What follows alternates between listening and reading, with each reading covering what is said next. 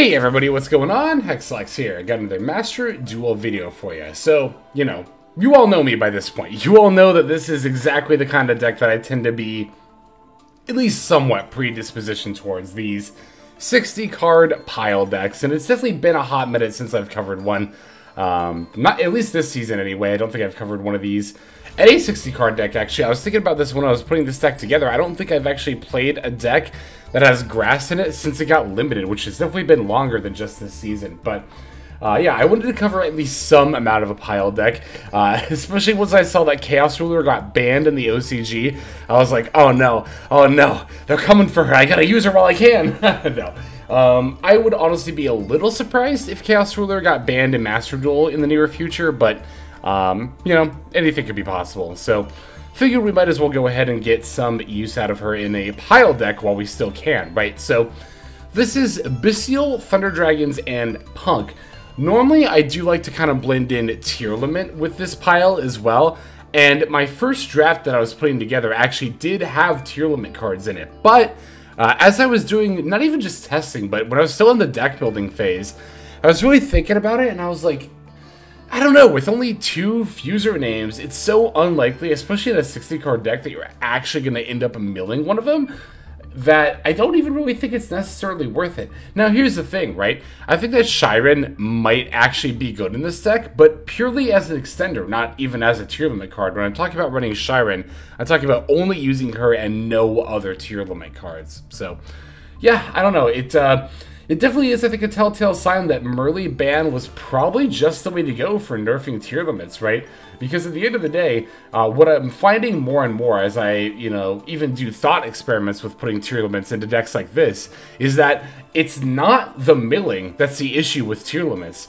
Tier limits have enough ways to mill, it's that they don't have enough things to mill since the loss of Merly. Only having 2 fuser names instead of 3, hugely devastating. But anyway, as far as this list goes, I'm pretty much just kind of maxing out on everything that I guess makes sense, so to speak. So, as far as our actual P.U.N.K package, we're playing kind of a minimized one, right? We are actually still using the Rising Carp line. We even have the Sharakusai here. But as far as other P.U.N.K monsters, it's just going to be Amin, the Foxy tunes, the Ogre dances, and then the one Deer Note, right? We're not using any of the other tuners because, well, we're more inclined to use the P.U.N.K as an engine as opposed to like focusing on it with the field spell and going for like a jam dragon drive as there are level 8 synchro, etc, etc. Rather than kind of get a bunch of advantage with the P.U.N.K engine, we're just looking to get a bunch of advantage by milling a lot of cards. A lot of those cards that we want to mill include the Thunder Dragon monsters, so we have 3 of each Roar and Dark, but only the 1 Thunder Dragonhawk. Of course, we can not only use these to get more extenders on the field as we're banishing stuff for like our Chaos Ruler, etc, but this also allows us to very easily segue into the Thunder Dragon Colossus and add it to our end board, which of course will make comboing off that much more difficult for the opponent here. As far as the Bystial package goes, again, we're maxing out on everything that makes sense to max out on, namely the Lubellion and the Saronir. But we only have 1 of each of course, Magnamhut and Druiswarm because they're at 1. But Baldrake, Beast, and Regained, I don't think you need more than 1 of each of those. And then beyond that, I mean, the rest of the deck is just kind of like generic extenders or disruption. Or in some cases, they can kind of act as both. That, of course, is true of the Bystial monsters, but it's also kind of true for the Psy Frame-Driver Gamma. We have E-Tellies, of course, for the Amin, so we have the option to also pull out a level 2 tuner if we need it, which sometimes we do.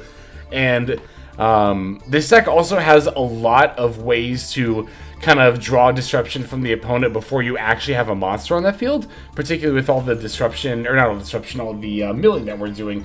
We can often draw disruption from our opponent, again, before we even summon anything. So it's not hard to use Gamma during our turn in that regard, and if we do, then we can just sync for 8 and go straight for Chaos Ruler that way, and obviously we're definitely off to the races. But even beyond Chaos Ruler, you can even just go for the Excel Stardust and go straight for a Barone, turning your Disruption of Gamma into another Omni-Negate Disruption, which is of course very, very good.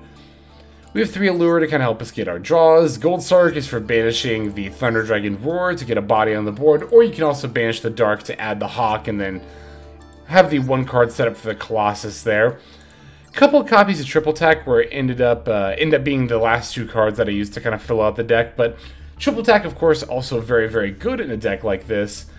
I don't know, I did kind of think about maybe trying to find some other good cards to mill, but I mean, as you can see, we already have, what is this, like, I think 37 monsters, like well over half of our deck is already monsters, and in that regard, I don't think we need too much more stuff that we want to mill to the graveyard.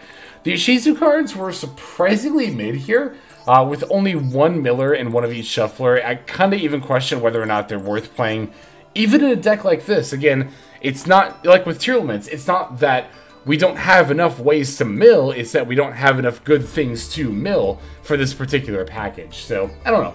Could see myself dropping them, but they're also just good cards in their own right, so probably just keep them in for the time being. But that'll go ahead and do it for the list. At least that's everything I wanted to cover with it. So let's break it down card by card, and then we'll look at some gameplay. So we're on 1 Psy Frame-Driver, 3 Maxx, 2 Psy Framegear Gamma, 1 Shinobi Necro, 3 Assault Synchron, 3 Ash Blossom and Joyous Spring, 1 Ukiyoe Punk Sharakusai, 3 Noh P.U.N.K Amin, 1 Fairy Tale Snow, 1 Keldo the Sacred Protector, 1 Mudora the Sword Oracle, 1 Kelbek the Ancient Vanguard, 3 Thunder Dragondark, 1 Noh P.U.N.K Deer Note, 1 Thunder Dragonhawk, 3 Thunder Dragonroar, 1 Bystial Magnamhut, 3 Bystial Saronir, 1 Bystial Druiswarm, 1 Bystial Baldrake, 3 Noh P.U.N.K Foxy Tune, 3 Noh P.U.N.K Ogre Dance, 3 the Bystial Lubellion, 1 Nibiru the Primal Being, 1 Foolish Burial, 1 Gold Sarcophagus, 3 Allure of Darkness, 1 That Grass Looks Greener, 2 Triple Tactics Talent, 1 Branded Regained, 2 Emergency Teleport, 2 Called by the Grave, 1 Crossout Designator, and then 1 Branded Beast. That'll go ahead and do it for our 60 card main deck. For the extra deck, we're on 1 Thunder Dragon Colossus, 1 Ukiyoe Punk Rising Carp, 1 Chaos Ruler, the Chaotic Magical Dragon, 1 Excel Synchro Stardust Dragon, 1 Baron de Fleur, 1 Sword Soul Supreme Sovereign Sheng Ying, 1 Chaos Angel, 1 Psychic End Punisher, 1 Beatrice, Lady of the Eternal, 1 The Zombie Vampire, 1 Cross Sheep, 1 Dark the Dark Charmer Galumi, 1 Sprite Elf, 1 Sprite Sprend, and then 1 Underworld Goddess of the Closed World. There's our list. Let's go ahead and see some gameplay. Alright, for our first duel, we're going to be facing off against Runic Naturia, which I keep meaning to cover, and I honestly just kind of keep forgetting to do it, to be totally frank. I don't know, it's not a deck that's always on my radar, as in, it's not one I'm always, like, proactively looking to play, necessarily, but we're going to be going second against the Naturia Runic deck here. They're going to start off with a Mole Cricket. Mole Cricket's going to summon the Camellia. Camellia will, of course, send the Sacred Tree, which will allow them to add the Naturia Blessing. Runic Slumber is going to come down next, allowing them to summon Hugin the Runic Wings. Hugin will be activating here, pitching a copy of Maxx, a little bit surprising, to add the Runic Fountain. Runic Fountain is coming down, and then opponent is activating Naturia Blessing next to bring back the Mole Cricket. Looks like we're sinking the Camellia and the Hugin for the Coral Dragon. But then rather than go for the Baron de Fleur, we're actually going for the Donner Dagger for Hire. Coral Dragon gets a draw, and then the opponent passing. So the reason I was a little bit surprised that my opponent discarded Maxx was because they've got 2 other cards in their hand that they didn't use, and I thought that one of them was going to be a Runic spell based on the way they were playing. It kind of seemed like they were going to do the typical Runic line, Runic Naturia line, that is of, you know, going into the Coral Dragon with the Camellia and the Hugin, and then I thought they were going to summon, or activate another Runic spell, summon the Jerry of the Runic Fangs, sink into the Baron, draw a couple of cards, and then pass. But if they're just going to end on the Donner Dagger for Hire, that's completely fine with me. So as soon as I go for my draw, they're going to activate another Maxx. It now makes a lot more sense why they were so willing to discard a copy of Maxx. And now I'm kind of thinking that their last card must not be a Runic spell, because otherwise their play just did not make any sense. So, yeah, I'm going to activate the Bystial Lubellion here, one of my copies, grab myself a Magnamhut, throw down the Branded Regained, and then I'm also just going to pass after that. So the reason I'm not pushing through this Maxx, a lot of the time in past videos, I've not only done this, but also said that If you're going to be going second and you get Maxx'd, it's usually right to push through it. But I actually think that this is one of those cases where it's not right. Mostly because I am scared of my opponent drawing lots of relevant runic spells off the Maxx, which will stop me from OTKing them. If I don't OTK them, then they're going to end up with a lot of advantage, and winning this duel will be pretty much impossible moving forward. Plus, my opponent demonstrated, last turn that they really don't have that much action going on in their hand right now, so those two factors combined, the fact that if I give them draws, they'll be very likely to stop me with runic spells, and the fact that their hand seemed dead before this Maxx, makes me want to give them 0 draws and just pass the turn. Although I'm very confused here as the runic... Oh, you know what? But they used Runic Slumber last turn, right? Actually, that does make more sense. So they did have another runic spell, but it was another Slumber. So they couldn't have activated it. I see. Okay. I was a little bit confused about it in-game, but I forgot you can only use one of each runic spell per turn, so that makes a lot more sense. I will get to proc the Regain here. Opponent's also going to proc the Fountain for a couple of draws. And, yep, definitely good on them for doing this during my end phase, so that way I can't, continue to make follow-up plays. But even if my opponent does kind of threaten some damage here, I can always use the Magnum. But I do also have this Gamma in my hand, so definitely going to go ahead and fire it off against the Camellia here, so that way they can't start up their Naturia plays. They've only got 2 cards in hand, so even if one is a runic spell, which it does end up being, they're not going to be able to summon 2, or they're not going to be able to draw too many cards, rather, yeah, only 2. And they just set 1 card before passing, so getting another draw off the Branded Regained, which is nice. During the end phase, I'm going to toss out the Magnamhut here. Tempting to use Magnamhut effect when it's going to Ash Blossom. That is so fine with me. I did not at all need this Magnamhut search in order to have plays, and I would definitely rather have the Ash Blossom gone now. So, plus this means that their last card, it would take their last card being a runic spell for them to have live plays, and even if it is a runic spell, they're only going to get 1 draw off the Fountain. So, looks like they're going to try to call by my Lubellion here during the standby phase. I'm just going to chain the Baldrake here, and that's going to be enough for my opponent to end up ultimately conceding. But, you look at my hand, we had so much more going on here besides just that Baldrake that even if the call by had resolved on the Lubellion, that would have been 100% fine. Would have been so easy to just special summon the Assault Synchron and maybe even tribute summon the Thunder Dragonroar just to even get an extra body on the board because the Roar would then get to summon a monster because it's going from the field to the graveyard and then go for Chaos Ruler, and then obviously from there we have a lot of plays. But yeah, there was no way that that call by was going to be enough even if we didn't top deck the Baldrake, but we did, so it was even better than it might seem. But yeah, there is our first game there. Very atypical duel. We did not do a lot of comboing off at all, but as you can see, if you just play smartly around your opponent's disruption, and you kind of know their deck at least somewhat well enough to know what disruption they have available to them, you can be on minimal gas yourself and still have that kind of a victory. But anyway, let's go ahead and go into the next game already here. Alright, this next game is going to be against Photon, which this actually might be the first time I've encountered this on ladder since the new support came out. I'm actually very sure it is now that I'm thinking about it off the top of my head, but we're going to be taking the first turn here. Definitely not looking too bad with this hand. I'm going to start by using the Ogre Dance, see if I can find myself a Amin. Gonna normal summon Amin. As I normal summon Amin, opponent's going to activate Maxx, which is perfectly fine by me. This is something I haven't said in quite a while, because I haven't really had to say it in quite a while, but I do want to offer this bit of reminder, right? For activating Maxx, because Maxx, it might seem like, oh, it's Maxx, how can you screw up using it? It's the most powerful and used card in the game. But you actually can, and I think my opponent actually did screw up here. If you're going to be using Maxx during, like, if you want to play around Kashira, and Triple Tactics talent, and basically other effects that specifically activate during the main phase, then you should absolutely be firing off your Maxx during the draw phase. If your goal is to kind of stop your opponent from making plays. If you want to get draws, then you definitely want to be using Maxx directly in response to an effect that's allowing your opponent to special summon. So here when I normal summon Amin and my opponent just tossed out Maxx, that was kind of a bad time for it because I'm not committed to special summoning, but at the same time I can still make plays with the knowledge that my opponent has put me under Maxx, right? So that means I can add maximum amount of cards and get maximum amount of advantage while giving my opponent minimum amount of advantage. And as you can see, they also end up playing right into my triple tactics talent here, which I'm going to go ahead and fire off. I'll look at my opponent's hand. I don't know Photon or a Galaxy as a deck well at all, but just glossing over their cards, right? Galaxy Trance, they have to have a monster in the graveyard to be able to use it, so I'm not concerned about that. Afterglow, they need to be able to control a Galaxy-ized monster to summon this, so I'm not concerned about that. Maxx is not going to proactively give them plays. Photon Orbital, however, does seem like it has the best shot of giving my opponent proactive plays, so I'm actually going to go ahead and put that back.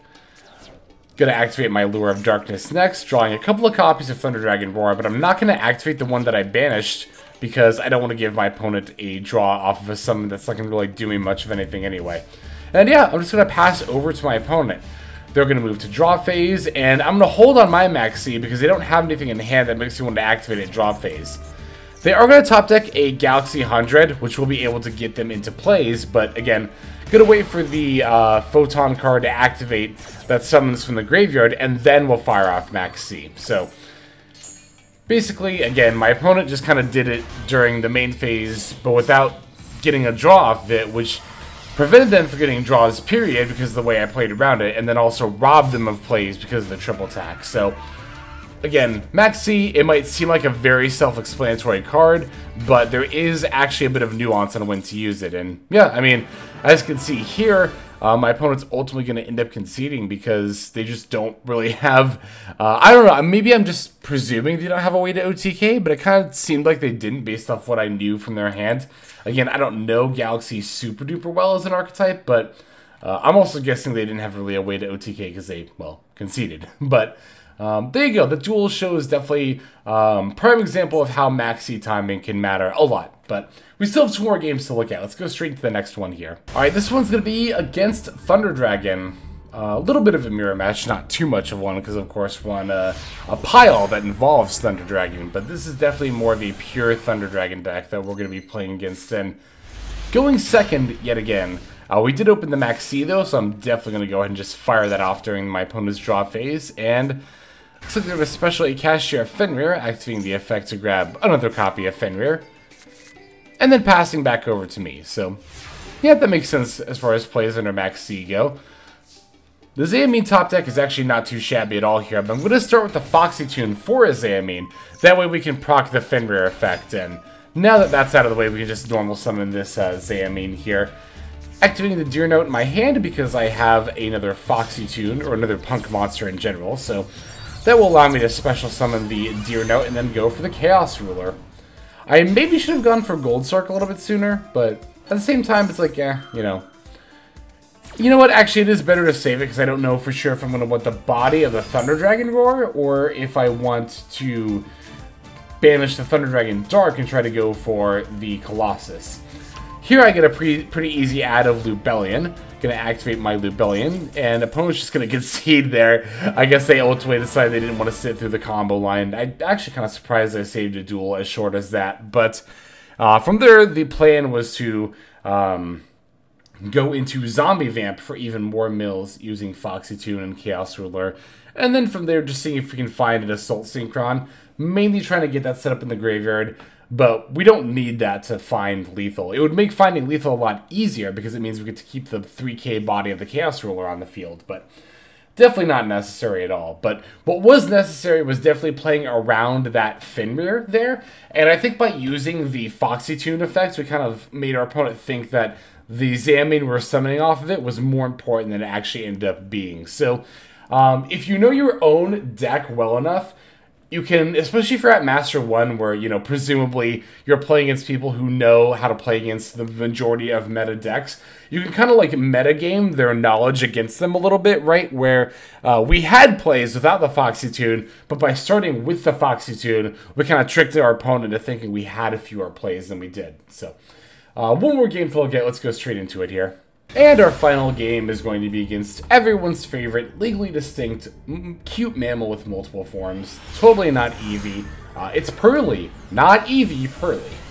Wow, going second yet again. I didn't realize how many going second games we had. Although, to be fair, this deck, despite being a 60-card pile deck, does actually tend to play going second very, very well. And Psy Frame-Driver Gamma is going to be one of those cards that allows us to do that. So, going to go ahead and use that to both negate and destroy the per ability. That way they do not get a search. And on top of that, they get to no longer well, have their normal summon. So here my opponent activated triple attack to draw 2 and ultimately ended up passing. And I think that on turn 1, it's very rarely correct to draw 2 off of a triple attack. Now, to be fair, even if my opponent had used the third effect here, they wouldn't have been able to really stop me from having plays because I have 2 Bystials and 2 ways to find Amin. So here it would have done them much good. But I will say that I think, generally speaking, if you have a live triple attack on your turn 1, it's most often going to come from your opponent stopping your plays. And it kind of depends deck to deck, but there are extremely few decks and our hands within decks where you can actually draw 2 cards and reasonably expect to have plays where you normally would not, right? To be fair, I do think that Pearly is probably one of the decks where that could be most true, but generally speaking, I think if you have a live triple attack on your first turn, you should use it to try to make your opponent's hand dead, rather than, you know, hedging on drawing 2 cards and really hoping that's going to be enough for plays, because, yeah. Again, to be fair, in this situation, it wouldn't have done much against my hand anyway, but yeah, I think it might have been right for my opponent to try to do that anyway, given that they had no information about my hand, right? So, alright, let's see, gonna start with the Punk line. Didn't really need to add the Sharakusai there, it was kind of a misplay, but I didn't want to go into Rising Carp at the same time because I didn't want to get hit with the Ash Blossom and just lose out on my plays altogether, so I figured I would just go ahead and go for the safe line here. Here I am playing into the Maxx because, you know, I think it's a little bit more likely that I'm going to be able to OTK here. I'm not going to need to invest that many monsters, that many summons, because I have so many Bystial monsters in my hand, right? And here, even if I had to get hit with a Nibiru, I could just follow up with more Bystial monsters, and between that, Dark, the Dark Charmer, Gloomy, and potentially even making a Beatrice, that actually might have been enough to push even through a Nibiru as I go to move to the battle phase there. But, yeah, again, just going straight to the battle phase as early as possible. Pearly is very likely to have multiple Nibiru, so I was actually pretty concerned about that. But thankfully, it seems we managed to dodge our opponent's Nibirus, and we mostly did that because we were able to put 8k damage on the board with only, like, I think, like, 4 summons or something like that. So, yeah, definitely good to get in the minimal amount and then go for lethal. But that'll go ahead and do it for these games. Hope you all enjoyed the video here. Let's move to our outro now.